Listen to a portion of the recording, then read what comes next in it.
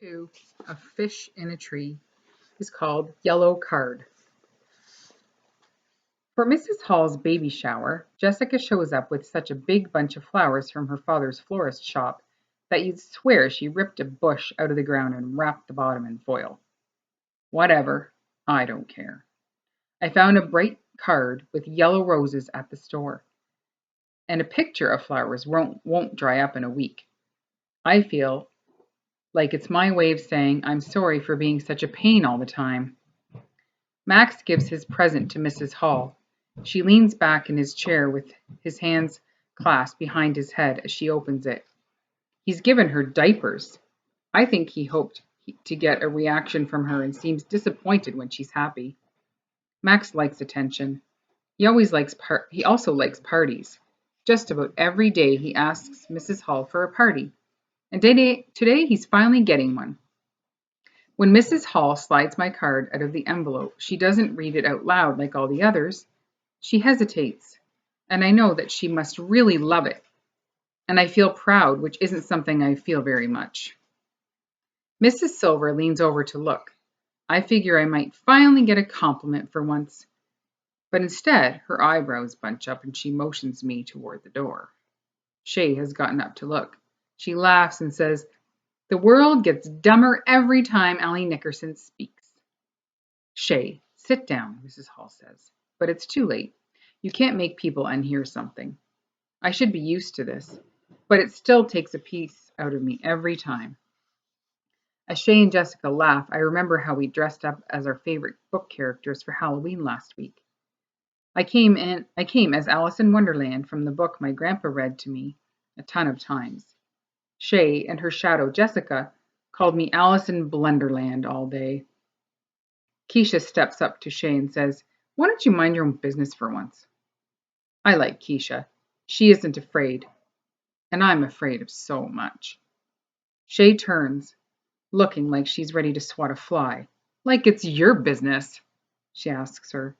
"That's right, it's not my business, but it's as much yours as it is mine," Keisha replies.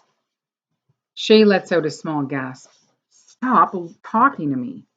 "Stop being mean," Keisha replies, leaning forward. Max folds his arms and leans forward across his desk. "Yes, there's going to be a fight," he says. "There isn't going to be a fight," Mrs. Hall says. Suki is holding one of her small wooden blocks. She has a collection of them that she keeps in a box, and I've seen her take one out when she gets nervous. She's nervous now. Shay glares at Keisha. Keisha is new this year, and I'm surprised she said something. Everyone is all riled up, and I don't even know how this all happened.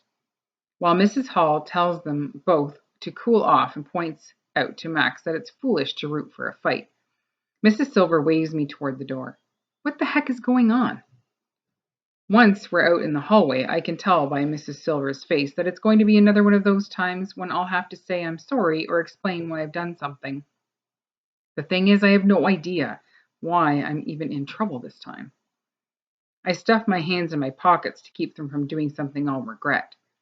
I wish I could put my mouth in there too. "I just don't get it, Allie," she says. "You've done other things that have been inappropriate, but this is just, well, different. It's not like you." It figures. I do something nice and she says it isn't like me, and I can't understand how buying a card is bad. "Allie," Mrs. Silver says, "if you're looking for attention, this isn't the way to do it." She has that wrong. I need attention like a fish needs a snorkel. The door swings all the way open, hitting the lockers, and Oliver springs from the room. "Allie," he says, "I think you gave her that card to tell her you're sorry she has to leave us to go have some dumb baby. She's probably really sad. I feel sorry for her too." What is he talking about? "Oliver," Mrs. Silver asks, "is there a reason you're out here?" "Yeah, I was going to go to the boys' room. Yeah, that's it." And off he runs. "Can I just go now?" I blurt out, feeling like the job of just standing here is something I can't do for another second. She shakes her head a bit as she speaks. "I just don't get it. Why in the world would you give a pregnant woman a sympathy card?" "Sympathy card," I said. Sympathy card, I think, and I think some more. And then I remember my mum says those to people when someone they love dies. My stomach churns, wondering what Mrs. Hall must have thought. You do know what a sympathy card is, Allie, don't you? I should deny that I know, but I nod because I don't want to have to hear Mrs. Silver explain it. And besides, she'll think I'm even dumber than I am, if that's possible. Then why would you do such a thing? I stand tall, but every thing inside shrinks. The thing is, I feel real bad. I mean, I felt terrible when the neighbor's dog died, never mind if a baby had died. I just didn't know it was a sad card like that. All I could see were beautiful yellow flowers, and all I could imagine was how happy I was going to make her. But there are piles of reasons I can't tell the absolute truth. Not to her, not to anyone. No matter how many times I have prayed and worked and hoped, reading for me is still like trying to make sense of a can of alphabet soup that's been dumped on a plate.